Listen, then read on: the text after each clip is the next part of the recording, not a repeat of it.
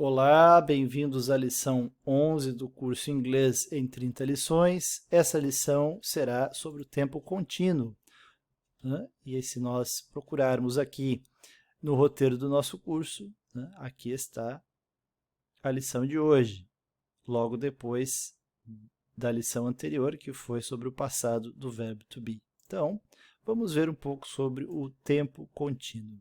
Em português, quando a gente quer se referir a alguma coisa que está acontecendo no momento em que a gente está falando, ou que teve uma certa duração no passado, ou que vai ter uma certa duração no futuro, a gente usa a terminação NDO para os verbos. Então, portanto, falar vira falando, andar, andando, comer, comendo, trabalhar, trabalhando. Em inglês, a terminação para algo que está acontecendo, ou claro, né, que tem uma certa duração do passado ou terá no futuro, é ing. Então, por exemplo, o verbo to talk vira talking, to walk, walking, to eat, eating, to work, working. É claro que geralmente usamos esse tempo, que é chamado de tempo contínuo, ou gerúndio, né? Junto com outros verbos, principalmente o verbo estar. Eu estou falando com o Pedro, a Eleonora está andando rápido, o Saulo está comendo pizza, você está trabalhando um monte. E em inglês é a mesma coisa. Geralmente, quando a gente usa esse tempo contínuo, a gente usa com o verbo estar, que, como você já sabe, em inglês é o verbo to be, né? O verbo to be é ser ou estar. Então, os exemplos aqui acima, em inglês, ficariam, né? I am talking to Pedro. Eu estou falando com o Pedro. Eleonora is walking fast. A Eleonora está andando rápido. Saulo is eating pizza. O Saulo está comendo pizza. Você está trabalhando um monte. You are working a lot.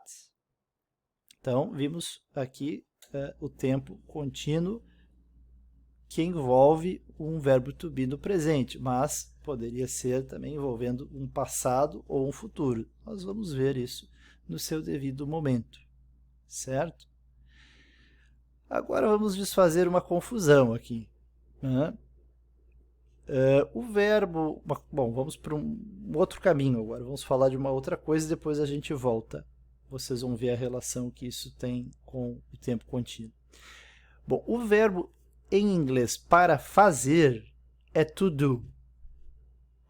Isso gera muita confusão, né? Porque nós temos um do, que como você sabe, também é auxiliar para frases de presente. Então vamos recordar aí o uso do do como auxiliar de presente. Por exemplo, se eu quero fazer uma negação no presente, eu uso o do not. Então, se eu quiser dizer eu não gosto de pizza, eu vou ter que dizer em inglês I do not like pizza. Resumindo, I don't like pizza, ok? Se eu quiser fazer uma pergunta em inglês, no presente, você gosta de cerveja? Com o verbo comum, que é o verbo gostar, to like, vou precisar usar o do. Do you like beer? Então, aqui, nesses dois casos, o do é auxiliar, ok? Auxiliar de presente. Não tem nada a ver com o verbo fazer.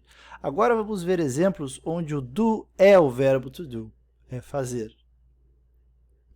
I do a lot of things. Eu faço um monte de coisas. They do a lot of things. Eles fazem um monte de coisas. Martha does a lot of things. A Marta faz um monte de coisas. Então, veja que a conjugação do do, né, seria eu faço, I do. Você faz, you do. Ele faz, he does. Ela faz, she does. Né? No caso, a Marta é she does. Nós fazemos, we do. Vocês fazem, you do. Eles fazem ou elas fazem, they do. Certo? Veja como confunde com o auxiliar, né? Agora, se nós quisermos, veja, vamos complicar a coisa então. Se a gente quiser passar as frases acima, aqui, ó, esses exemplos, para o negativo, então a gente vai ter dois do's. Um vai ser o auxiliar e o outro vai ser o verbo. Veja. I do a lot of things. A negativa vai ter que ser I do not do a lot of things. Que geralmente eles vão abreviar para I don't do a lot of things. Eu não faço um monte de coisas. Aqui na afirmativa, they do a lot of things. Eles fazem um monte de coisas. A afirmativa, né? A negativa ficaria they do not do a lot of things, que eles, claro, abreviariam para they don't do a lot of things. Eles não fazem um monte de coisas. E, por último, a afirmativa aqui, Martha does a lot of things. A Marta faz um monte de coisas. Se a gente quiser passar para o negativo, vai ter que ficar assim, ó. Martha does not do a lot of things, que eles abreviariam para Martha doesn't do a lot of things. A Marta não faz um monte de coisas. Então, é complicadinho de entender essas coisas do começo, né? Depois automatiza, mas precisa exercitar bastante para automatizar. Se a gente quiser transformar as frases em perguntas, também vamos precisar usar os dois do's, né? Um que vai ser o verbo e o outro que vai ser auxiliar. O auxiliar, como você sabe, vai estar na frente. Se eu quiser perguntar assim, eu faço um monte de coisas? Então fica, do I do a lot of things? Eles fazem um monte de coisas? Do they do a lot of things? A Marta faz um monte de coisas? Does Martha do a lot of things? Lembre que o auxiliar para he, she e it é does. Né? Então, e quando o auxiliar entra numa pergunta, o segundo verbo fica na sua forma comum. Como o verbo é to do, o verbo ficou do.